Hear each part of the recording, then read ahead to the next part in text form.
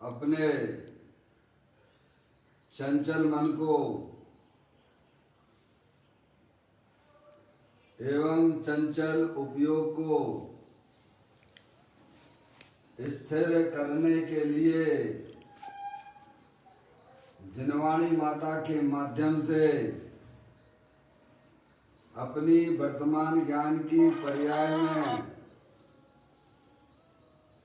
सम्यक वेद ज्ञान उत्पन्न करते हुए शरीर और शरीर से भिन्न जितने भी चेतन अचेतन पदार्थ हैं उनका मुझ भगवान आत्मा से किसी भी प्रकार का कोई संबंध नहीं है। इस प्रकार सम्यक भेद ज्ञान पूर्वक शरीर आदि पर पदार्थों का लक्ष्य छोड़ के अंदर जो अखंड ज्ञान ज्योति स्वरूप भगवान आत्मा है उसमें ही वर्तमान पर्याय का संबंध जोड़ते हुए कि मेरा ये भगवान आत्मा सदा काल शरीर आदि पर पदार्थों से भिन्न प्रकट अखंड ज्ञान ज्योति स्वरूप है। ऐसा अपने आप को जानो और ऐसा ही अनुभव करो कि मैं तो तीनों काल शरीर आदि पर पदार्थों से भिन्न प्रकट अखंड ज्ञान ज्योति स्वरूप भगवान आत्मा ही हूँ।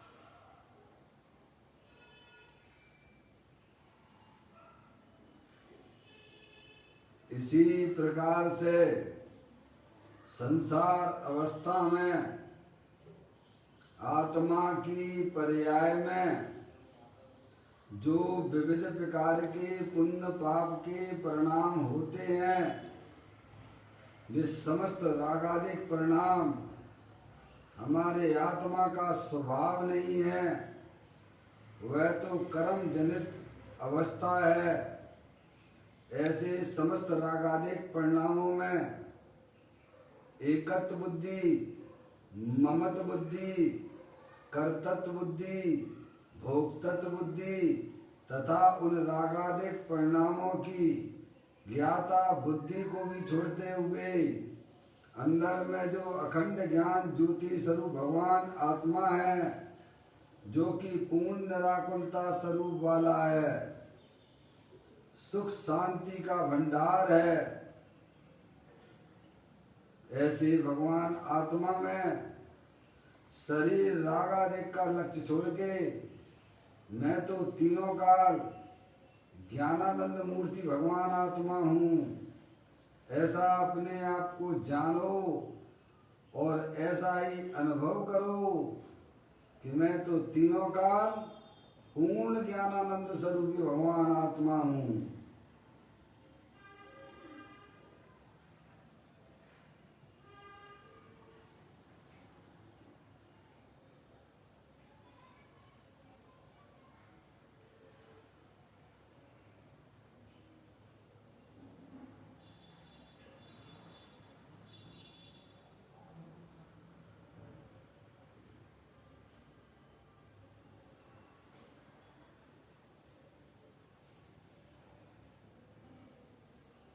इसी प्रकार से संसार अवस्था में आत्मा की पर्याय में जो पर के लक्ष्य से होने वाला ज्ञान है वह परलक्षी ज्ञान भी हमारे आत्मा का स्वभाव नहीं है, वह तो इंद्रिय जनित ज्ञान है। ऐसे समस्त परलक्षी ज्ञान में भी सम्यक भेद ज्ञान उत्पन्न कीजिए कि जो खंड खंड ज्ञान है वह मेरे आत्मा का स्वभाव नहीं है। मैं तो तीनों काल एक अखंड ज्ञान ज्योति स्वरूप भगवान आत्मा ही हूँ। इस प्रकार शरीर, रागादिक परिणतियाँ और परलक्षी ज्ञान की पर्याय से विभिन्न एकमात्र अखंड ज्ञान ज्योति स्वरूप भगवान आत्मा मैं हूँ, ऐसा अपने आप को जानो और ऐसा ही अनुभव करो कि मैं एकमात्र अखंड ज्ञान ज्योति स्वरूप भगवान आत्मा ही हूँ।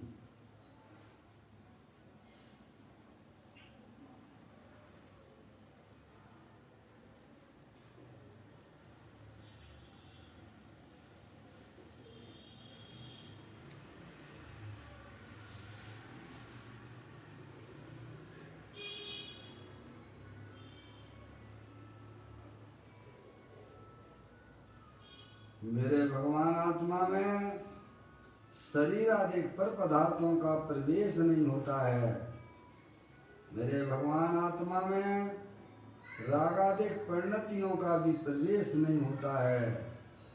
मेरे भगवान आत्मा में परलक्षी ज्ञान की पर्याय का भी प्रवेश नहीं होता है, क्योंकि मेरा ये भगवान आत्मा सदाकाल शुद्ध वीतराग विज्ञान घन स्वरूप है।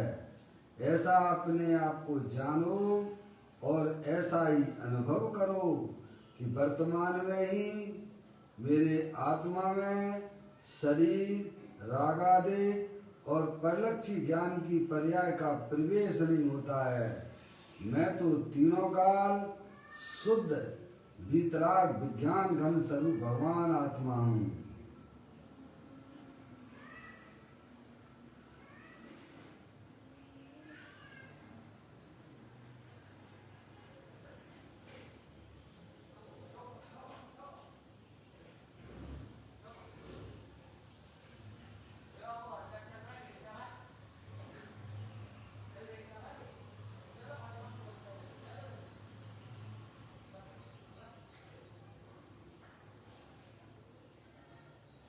द्रव कर्म, भाव कर्म, नौ कर्म रहित शुद्धात्म स्वरूपो मेरा ये भगवान आत्मा तीनों काल ज्ञानावर्ण आदि 8 कर्मों से रहित है। मेरा ये भगवान आत्मा आत्मा की पर्याय में संसार अवस्था में जो भी मोह राग देश के परिणाम होते हैं उनसे भी मेरा भगवान आत्मा भिन्न है। शरीर आदि के 9 कर्म है, इनसे भी मेरा भगवान आत्मा भिन्न है। इस प्रकार सम्यक भेद ज्ञान पूर्वक शरीर, रागादिक और कर्म से भी मेरा भगवान आत्मा भिन्न है। द्रव कर्म, भाव कर्म, 9 कर्म से भी मेरा भगवान आत्मा भिन्न है। शुद्धात्म स्वरूप हूँ मैं, ऐसा अपने आप को जानो और ऐसा ही अनुभव करो कि इस विश्व में मैं एक परम पवित्र शुद्धात्मा ही हूँ।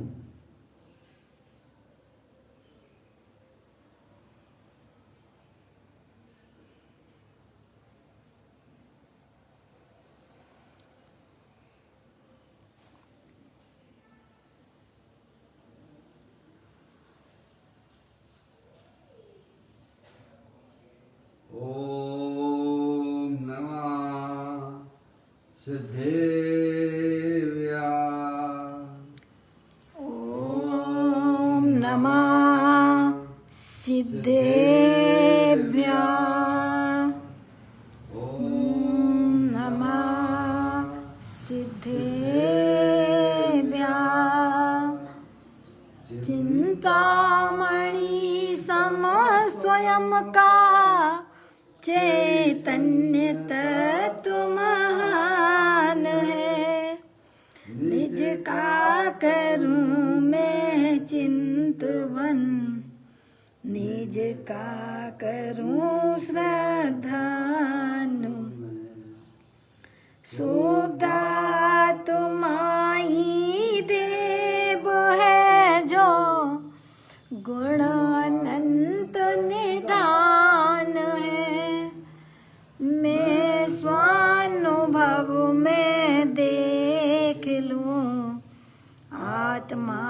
स्वयं भगवान है। मैं स्वानुभव में देख आत्मा स्वयं भगवान है।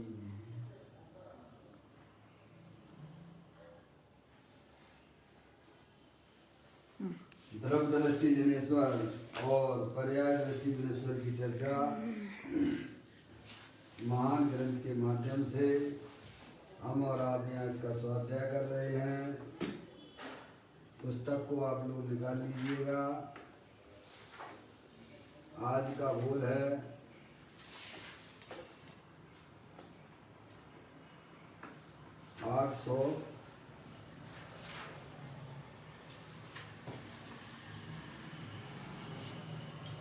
868 867 पेज नंबर 197 पे यह बोल आया है। मात्र एक लाइन का बोल है, भाव बहुत है, उसे सदा समझने का हमें प्रयत्न होना चाहिए।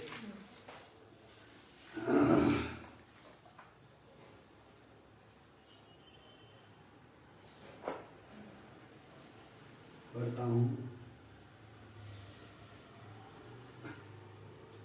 भगवान सर्वज्ञ की पुकार है कि निज ग्रह की निधान में जा। अन्न सब थोते व्यर्थ हैं। क्या है? सर्वज्ञ वेद परमात्मा, अनंत परमात्मा की दिव्य ध्वनि में आई हुई बात है। अनंत तीर्थंकरों की कही हुई बातें हैं। समझ में आया? कहते हैं निज ग्रह की निधान में जा। समझ में आया? और अन्न सब थोते व्यर्थ हैं। समझ में आया? इसमें दो चीजें आपको समझना चाहिए। दो चीजें इसमें बताई गई हैं। एक तो निज ग्रह के निधान में, समझ गया, और एक है जा। दो चीजें आप समझिए। एक तो बताया कि निज ग्रह के निधान में, और दूसरा कह दिया उन्होंने जा। आपको दोनों चीजों को बड़ी अच्छी तरह समझना चाहिए। समझ में आया?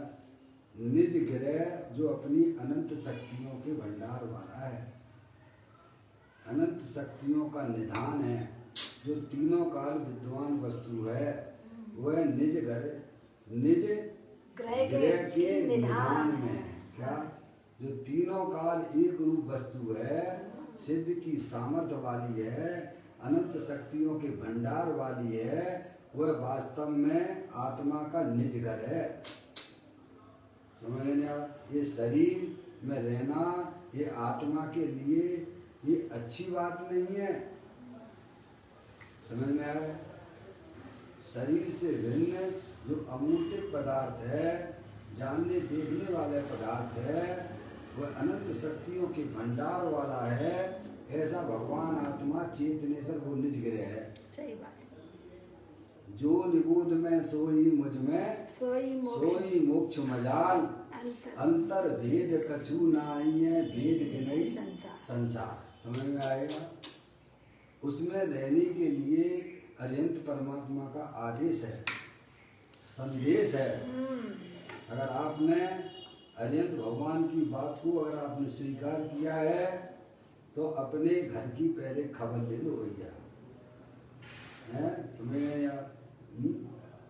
अपना चेतनेश्वर भगवान आत्मा जो कि अनंत शक्तियों के भंडार वाला है। इस शरीर को ना देखो, शरीर तो अनंत पुद्गल परमाणुओं का पिंड है। और हमारी आत्मा में संसार अवस्था में जो भी शुभाशुभ रूप परिणाम होते हैं, पुण्य पाप के परिणाम होते हैं, उनसे भी अपना भगवान आत्मा तीनों काल भिन्न है। अनंत अनंत शक्तियों के भंडार वाला है, समझ गया? और उसमें रहने के लिए कहा जा रहा है। ये किनकी बात है भाई साहब? ये अरिहंत परमात्मा सर्वज्ञ देव के द्वारा कही हुई बात है। तो बाकी का सब जो है व्यर्थ है, व्यर्थ है। समझ लिया?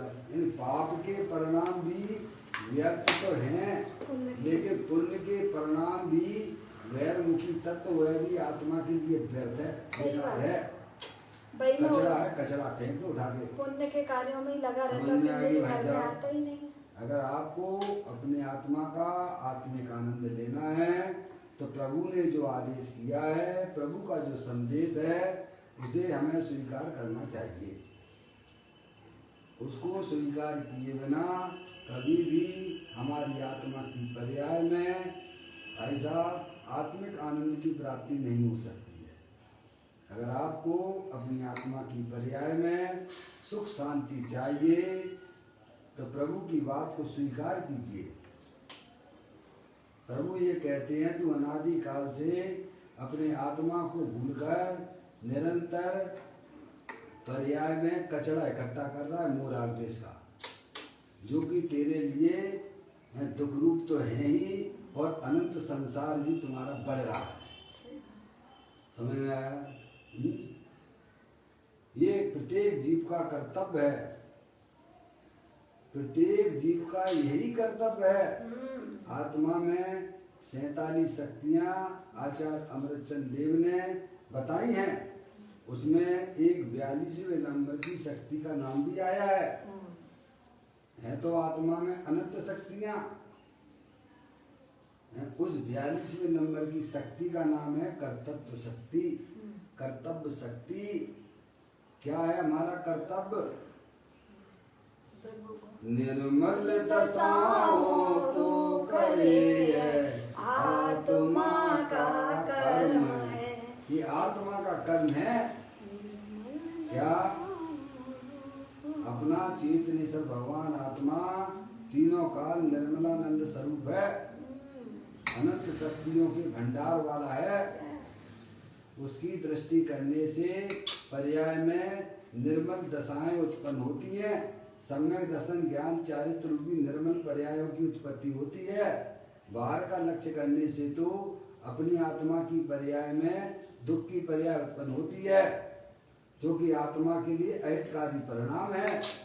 ये भगवान ने ये कहा है, ये तुम्हारा कर्तव्य है। तुम कौन हो भाई साहब? हम अपना कर्तव्य कहाँ माने बैठे हुए हैं कि भाई साहब मैं जो है काय समय मैं मनुष्य हूँ, और जो है ये हमारे 2 4 5 8 बच्चे हैं, समझ गया? लाड़ी बाड़ी गाड़ी किसकी है? उसी से पूछो ना जाके किसकी है,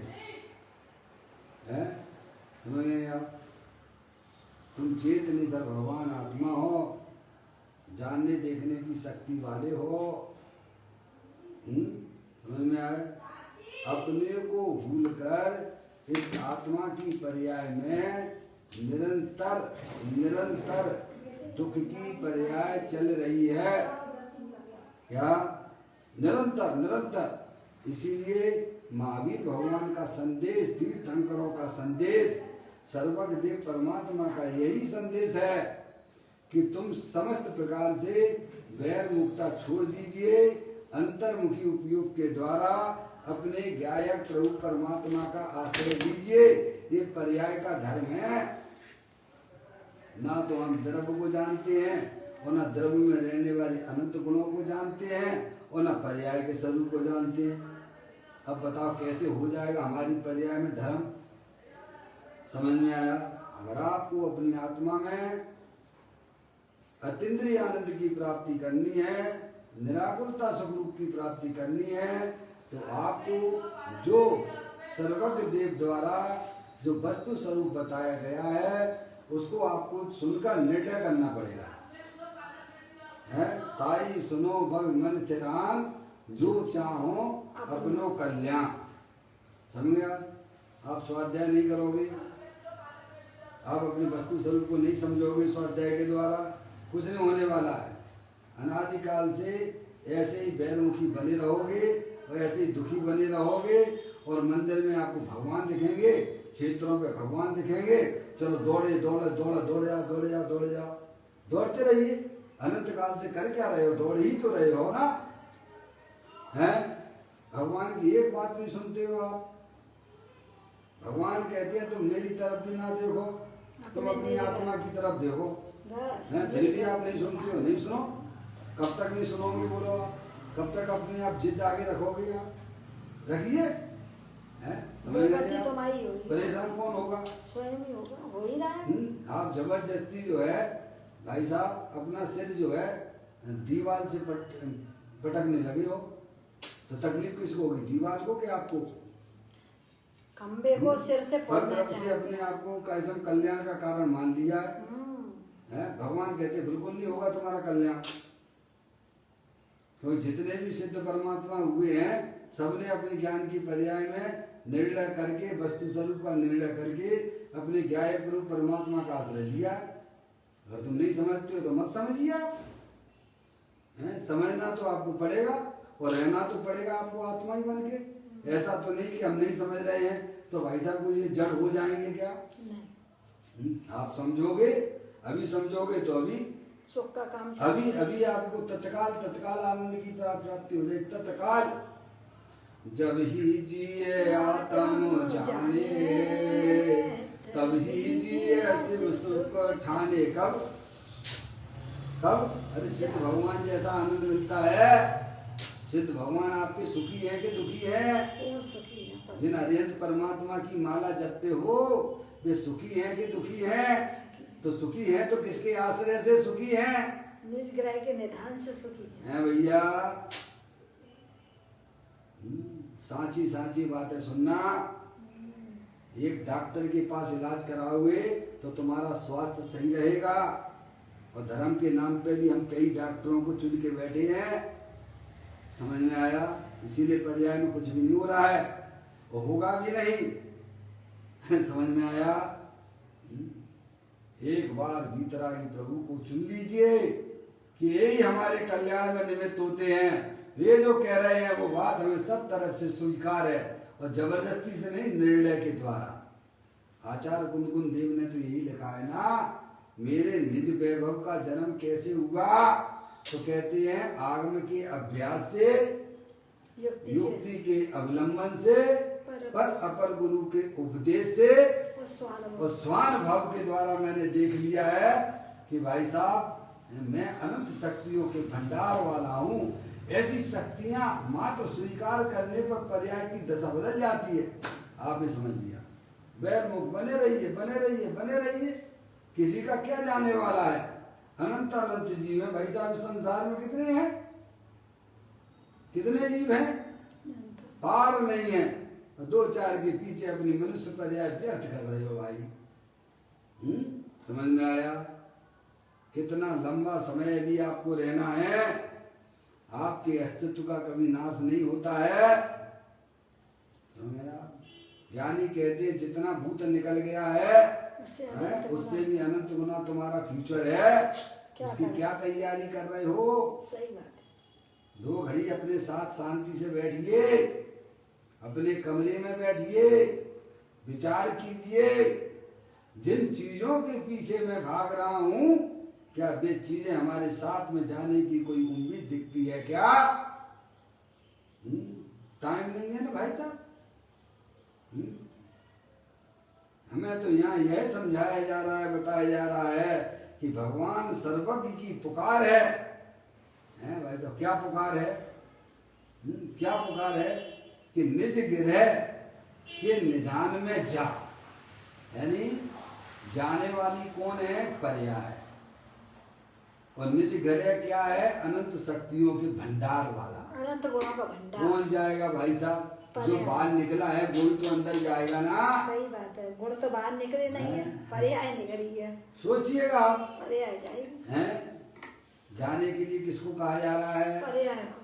पर्याय को कहा जा रहा है। पर्याय हमारी अनादि काल से भाई साहब बैरमुखी हो गए, पर का लक्ष्य किए हुए, पर को अपना मान रही है, पर को अपना जान रही है, और दुखी भी होने को पर्याय ही हो रही है। लक्ष्य करके निरंतर दुखी हो रहा है। और धर्म के नाम पे भी हमने ये मान लिया कि भगवान हमारा भला कर देंगे, वह भी बहिर्मुख तत्व है, आश्रम तत्व है, पुण्य तत्व है, वह पराधीन है। उसमें सुख कैसे मिल सकता है? अरे स्वाधीनता ही सुख है ना, पराधीनता तो सभी प्रकार का दुख रूप ही है ना। शुभ अशुभ की ज्वाला से झुलसाए मेरा अंतस्थल है। समझ में आ गई भाई साहब? बोलो सभी तीर्थंकरों का क्या संदेश है, क्या पुकार है कि तू अपने चैतन्य स्वरूपी भगवान आत्मा को पहचान। तू अनंत शक्तियों के भंडार वाला है। इस शरीर को ना देख है? और ये रागा देख, प्रवृत्तियां भी हर समय नई नई उत्पन्न होती हैं, चली जाती हैं। आपकी आत्मा में एक समय से दूसरे समय टिकती भी नहीं है। समझ? इतना सुंदर अपना आत्म स्वरूप है। जगत में कोई भी पदार्थ हमारा प्रेम करने लायक नहीं है। प्रेम करने लायक तो अपना चेतनेश्वर भगवान आत्मा है भैया। समझ में आया भैया? शरीर से क्या प्रेम करना? वो तो वैसे ही मलमूत्र का घड़ा है। क्यों? रात दिन सड़ा, मलमूत्र का घड़ा रात दिन सड़ा, उठा कर रखना। अब लिया सिद्ध परमेष्टि तुम्हारा शरणा। मैं चेतन चिद्रूप चिदानंद रूप, जगत दुख कूप हमें क्या करना। अब लिया सिद्ध परमेष्टि तुम्हारा शरणा। कौन से सिद्ध परमेष्टि का शरण लोगे भाई साहब? अपने निज भगवान हैं? वो सिद्ध परमेष्टि का। सिद्ध परमेष्टि तो आपको दिखते भी नहीं है। वो सिद्धालय में समझ गए नहीं आप? मंदिर में जो सिद्ध भगवान की जो बनाया जाता है वो सिद्ध भगवान का नहीं है भैया। समझ में आया? ज्ञानाकार है, ज्ञानाकार। और अपने ज्ञानाकार का तुमने दर्शन कर लिए तो अनंत सिद्ध परमात्मा को नमस्कार आपका हो जाएगा। हो जाएगा, हो जाएगा। समझ में? अपने सिद्ध परमात्मा की बात है। पर का लक्ष्य करने से ना तो अनंत परमात्मा के दर्शन होते हैं और न सिद्ध परमात्मा के होते हैं। और अपने ज्ञानाकार स्वरूप का अनुभव करने पर भाई साहब अनंत सिद्ध परमात्मा के दर्शन हो जाते हैं। ऐसा कोई वस्तु स्वरूप है। इसीलिए तो ज्ञानी कहते हैं, इसीलिए तो तीर्थंकर कहते हैं अपने निज गृह के निधान में जा। अनंत शक्तियां भरी हुई हैं अपने भगवान आत्मा में। क्या कमियां बोलिएगा? जीवत्व शक्ति, चित्त शक्ति, दृष्टि शक्ति, ज्ञान शक्ति, प्रबोध शक्ति, विभुत शक्ति, सर्वदर्शी शक्ति है। स्वच्छत ऐसी अनंत शक्तियों का पिंड है भगवान आत्मा। क्यों भाई साहब? आपको जो है समुद्र में बताते बहुत बहुमूल्य चीजें वस्तुएं पड़ी हुई हैं, तो किनको मिलेंगे भाई साहब? जो नीचे गहरे उतरेंगे, जो किनारे पे खड़ा होगा उसको मिलेंगी। जिसे पानी में पैर रखने में डर लगता है, क्या उस जीव को मिल जाएंगी वे? नहीं मिलेगी। बहुमूल्य राशियां जो समुद्र के अंदर पड़ी हुई है। अरे नहीं पैर मत रखना, डूब जाओगे, डूब जाओगे। हैं? बोलो मिलेंगी उसे क्या? और ऊपर ही ऊपर तैरता रहे, क्या उसको भी मिल जाएंगी क्या? डुबकी लगाना पड़ेगी, अंदर जाना पड़ेगा, उसको वह बहुमूल्य वस्तुएं समुद्र की मिलती हैं।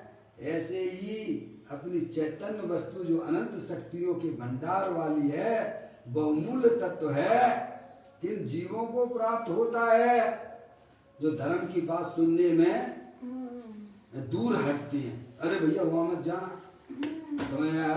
सोनगढ़ के मंदिर है ना। अब तो आत्मा की बातें करो तो भाई साहब वहां तो जाना ही नहीं सोनगढ़ की तरफ। मूर्ख हो एक नंबर के छड़े चढ़ाए। आत्मा का विरोध यानी अपना विरोध। सही बात है। आत्मा का विरोध यानी क्या? अपना ही विरोध है। आप अपना ही विरोध कर रहे हो।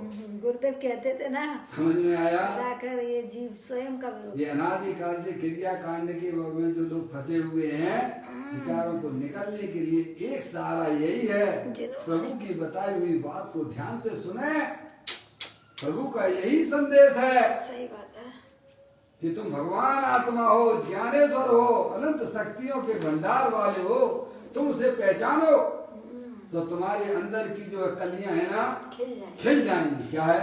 जैसे आप बोलते हो ना पूजा में, पूजा में बोलते हो कि नहीं बोलते हो, हैं प्रभुवर के दर्शन का है पाए तो अंदर रोम रोम पुलकित हो, रोम रोम पुलकित हो जाए, जब जिनवर के दर्शन पाए, क्या ज्ञानानंद कलियां खिल जाए, जब प्रभु के दर्शन पाए। हैं प्रभु के दर्शन करना है तो वेदी पे विराजमान प्रभु के दर्शन करना है तो अपने आप को भगवान रूप से स्वीकार करना पड़ेगा। सही बात। जो आप हो घट घट अंतर जिन बसे, घट घट अंतर जैन मति मदरा के पान से मत वाला समझे नहीं। दुनिया जो है भगवान को कहाँ ढूंढती फिरती है। ये भाई साहब मंदिर में भगवान मिलेंगे, क्षेत्रों पे भगवान मिलेंगे, हैं? कभी आज तक आपको मुलाकात हुई भगवान से क्या? इतने साल तो आपने मनुष्य पर्याय के निकाल दिए, कभी आपको भगवान मिले हो तो बता दीजिए। आप नहीं मिलेंगे, कभी नहीं मिलेंगे, है ही नहीं है। क्या है वहाँ देखेगा तो मिलेगी। हाँ आत्मा स्वयं ही भगवान है। क्या जो आत्मा में परमात्मा को देखता है, जो परमात्मा में आत्मा को देखता है, ऐसी सम दृष्टि जिसके पास में होती है उसे भगवान के दर्शन हो जाते हैं। कोई भी आत्मा ना तो छोटी है ना बड़ी है, सभी भगवान आत्मा है, समान है। ये भगवान महावीर का संदेश है भाई साहब। हमने छोटे बड़े के भेद, ये राग द्वेष के परिणाम है ये। तो कहते ऐसी शक्तियों से निधान आत्मा में भरी पड़ी हुई है, वहां जाने के लिए कह रहे हैं। समझ में आई? लेकिन कोई धर्म की बात है ना सुने, शास्त्र की बात है ना सुने, मात्र क्रिया कांड में लगा रहे तो बोलो उसे क्या अपने आत्मा की प्राप्ति संभव है क्या? आत्मा की प्राप्ति करनी है, अपने आत्मा की प्राप्ति करनी है तो आत्मा की चर्चा सुनोगे जब मिलेगी कि वैसे मिल जाएगी। समझ रहे आप? बारंबार बारंबार बारंबार प्रभु के द्वारा जो बताया गया मार्ग है उसको अंदर में चिंतन की धाराओं में ले जाओ, अपना मन अध्यात्म भावनाओं से भरपूर हो जाए। कैसा हो जाए भाई साहब? हमारा मन हमारी ज्ञान की पर्याय, शुद्ध ज्ञान की पर्याय पूरी अध्यात्म से भरी हुई हो। देखो आपकी आत्मा में आनंद आता कि नहीं आता है भाई साहब? तो यहाँ इसीलिए ये संदेश दे रहे हैं प्रभु। द्वादश सांग का यही एक सार है कि अपने चैतन्य स्वरूपी भगवान आत्मा जो कि अनंत शक्तियों के भंडार वाला है, समझ, उसमें जाकर तुम उसका आश्रय लो, उसमें प्रवेश करो। हमने तो प्रवेश कहाँ मान लिया है, बढ़िया घर बनवा लिया है भाई साहब, और उसमें भैया सब लोगों को न्योता दे दिया कि आओ वाह वाह वाह करो। हैं? अरे वो तुम्हारा घर नहीं है भाई, वो तो जड़ है, उससे तुम अपनी पहचान ना कराओ। ज्ञानी कहते हैं कि भाई साहब अपनी पर्याय में इस प्रकार की व्यवस्था कर लो, ये रागादिक परिणतियां सब वैरमुखी तत्व हैं। पाप के परिणामों की बात तो बहुत दूर की है। आपके मोक्ष पावड़ है ना, 16वें नंबर की गाथा है ना, अष्ट पावड़ के मोक्ष पावड़ की 16 नंबर की गाथा। बोलो क्या लिखा है? पर दबाओ दुख गई, सात दबाओ सुख गई। क्या सारे ग्रंथ का निचोड़ दे दिया, क्या कह दिया? सारभूत बात कह दी है। स्त्री पुत्र आदि का लक्ष्य करोगे तो तुम्हारी पर्याय में भाई साहब मोह राग द्वेष की उत्पत्ति होगी, जो तुम्हारे संसार का कारण है। समझ में आ गया भाई? ऐसे ही पर द्रव्य में है आपके अत्यंत परमात्मा भी आ जाते हैं। सब आ गए ना? आत्मा को छोड़ के तो सभी पर द्रव्य है ना। समझ आप? उनकी तरफ भी अगर आप जो है आपका लक्ष्य जाता है तो स्वभाव की उत्पत्ति तो होगी, लेकिन वह दुखरूप पर्याय है। ज्ञानी जीवों को भी भगवान के प्रति भक्ति का, पूजा का, विनय का परिणाम आता है। समझ में आया? अशुभ भाव में तो प्रवृत्ति में ले जाते नहीं है, और शुभ भाव का परिणाम आता है भगवान की पूजा का, भक्ति का, अष्टमूल गुण पालने का, 28 गुण पालने का परिणाम भी ज्ञानी जीवों को उनको आता है। पर उस परिणाम को वे अच्छा नहीं समझते हैं, क्योंकि वह बहिर्मुखी तत्व है। क्या है वो? उसमें आत्मा की किंचित भी किरण नहीं है, ज्ञान प्रकाश नहीं है उसमें। अशुभ भाव से बचने हेतु ज्ञानी को शुभ आता, पर वह उसका करता न होता, रहता उसका ज्ञाता। आओ तुम्हें ध्रुव धाम दिखा दूं, दिखला दो ना, आत्म में रमना सिखला दूं, सिखला दो ना। ज्ञानियों को भी सम्यक दृष्टि जीवादिक, जिनकी अंतर्मुखी दृष्टि हुई है, जिनकी पर्याय ने अपनी आत्मा का अवलंबन किया है, उन जीवों की पर्याय में भी अभी रागादिक परिणतियां शेष रह गई हैं। अगर वे रागादिक परिणतियां शेष ना हो तो भाई साहब अत्यंत तो सिद्ध भगवान हो जाएंगे पर्याय में वे, समझ आप। लेकिन उन रागादिक परिणतियों को वो व्यर्थ जानती हैं। क्या लिखा है? व्यर्थ हैं, थोती हैं। कैसी हैं? ये तो ज्ञानियों की, ज्ञानी ऐसी बात कर सकते हैं, समझ आप।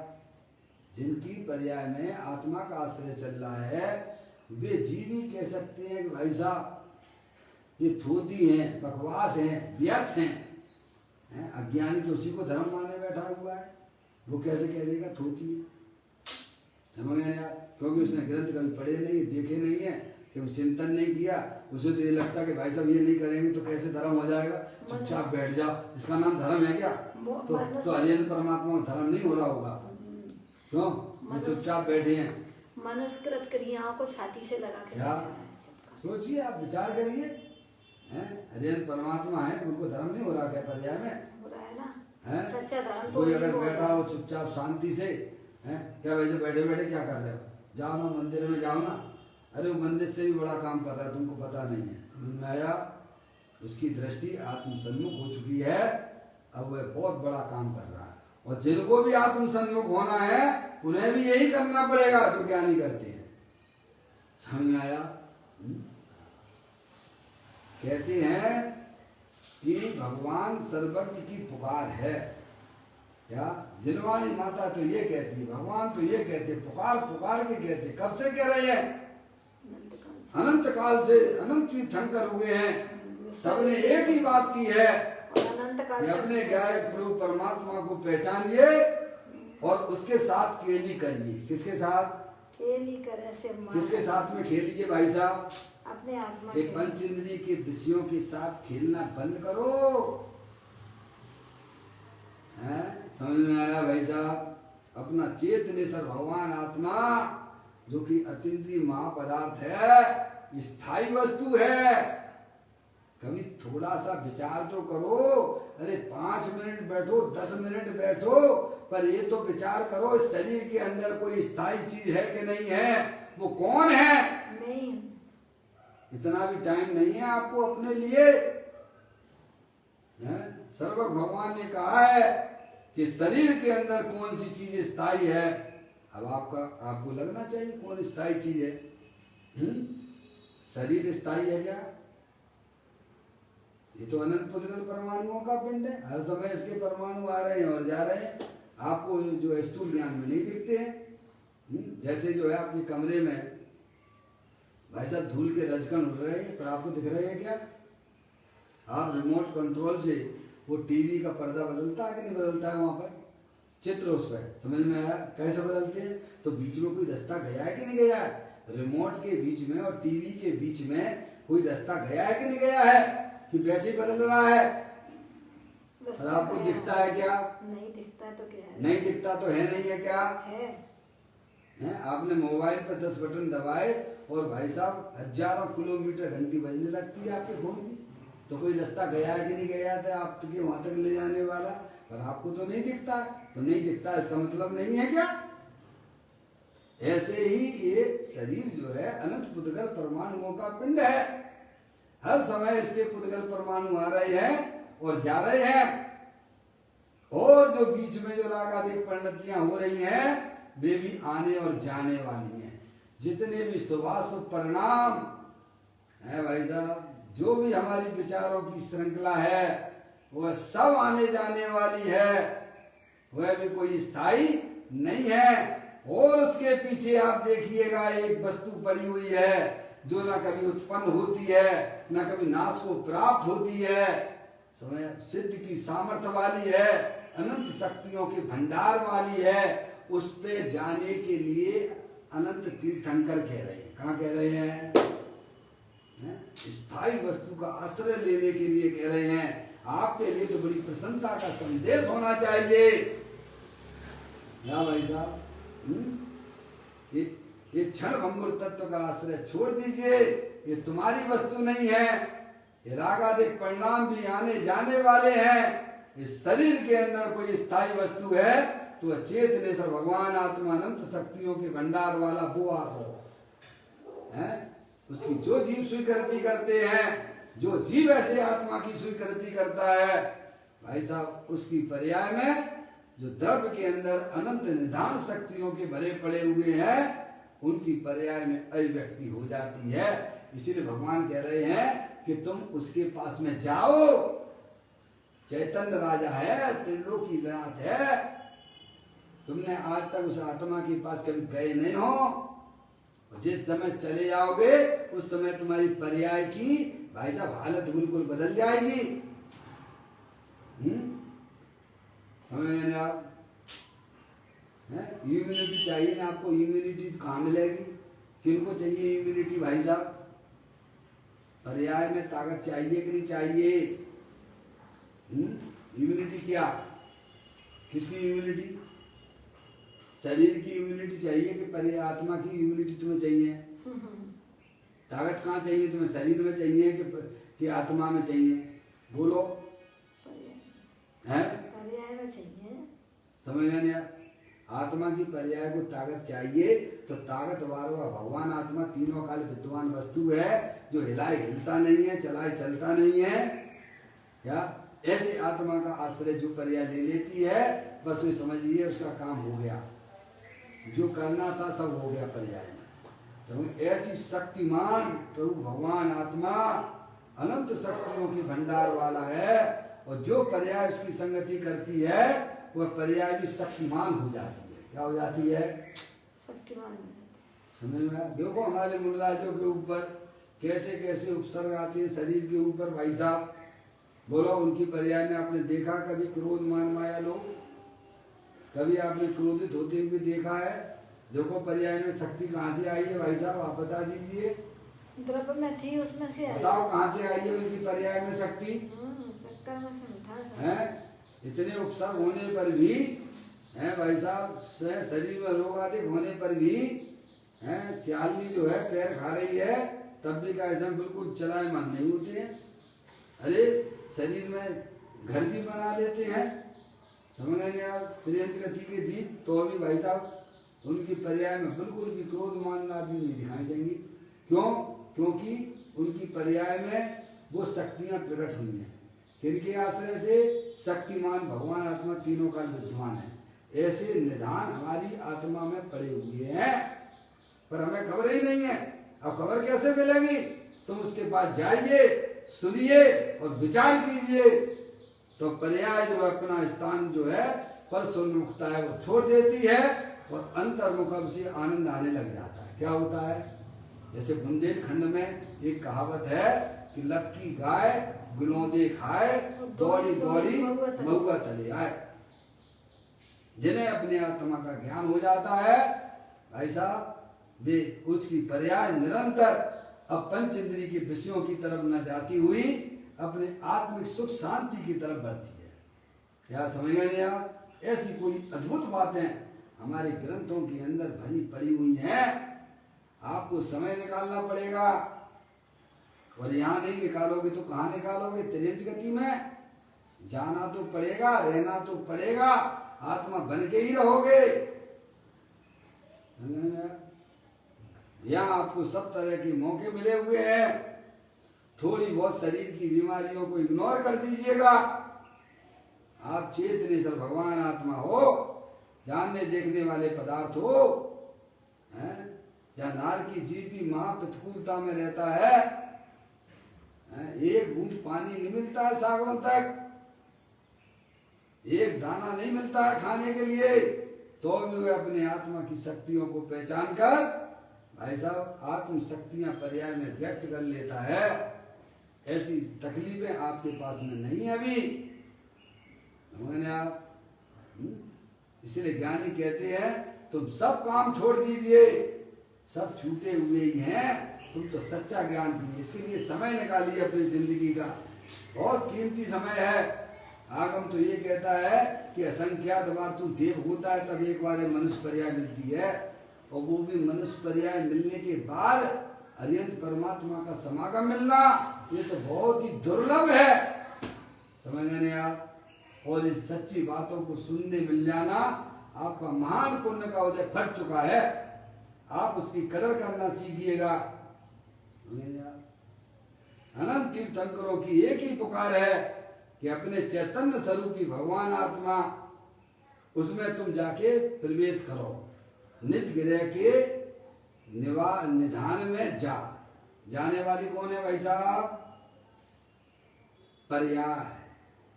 कहाँ जाने के लिए कह रहे हैं? अपने चैतन्य गृह में, अपने निज गृह में जो अनंत शक्तियों का निधान पड़ा हुआ है उसमें जाने के लिए कह रहे हैं। इसका मतलब ये हो गया कि आत्मा की प्राप्ति, आत्मा की जो है निराकुलता रूपी जो शक्तियां हैं वो जो है पर्याय में कैसे व्यक्त होती हैं? वैर मुक्ता से नहीं होती हैं, अंतर मुक्ता से होती हैं। यही सभी महावीर भगवान आदि सभी तीर्थंकरों का यही संदेश है। आप मंदिर में जाते हो, भगवान क्या करते हुए दिखेंगे आपको? कितने लोग आए हैं, कितने गए हैं। क्यों भैया? वे सब आत्मिक आनंद में आप देखो ना, ढाई दीप में कितने भगवान पधरवाए जा रहे हैं। आपका मन ऐसा हो जाए कि सभी लोग अपनी अपनी तरफ देख रहे हैं, कैसे ही लगेगा आपको? क्या जैसे कोई हो ना, कक्षा में बैठे हो ना, सब पास होते जा रहे, सब पास होते जा रहे, सब अपने काम में मस्त हैं। और हम क्या दीवार की गटर गिर रहे कि कितने डले इसमें? क्यों भाई? ऐसे सत समागम में आप रहेंगे और अंदर में प्रभु की वाणी को जब आप ग्रहण करेंगे, समझेंगे कि प्रभु ने हमें एक ही बात बताई है, तिहु लोक में नाथ, तिहु लोक में नाथ एक गायक बताया, यही रूप मेरा मुझे आज भाया। भटकती है राग आदि ये परिणत विकारी है।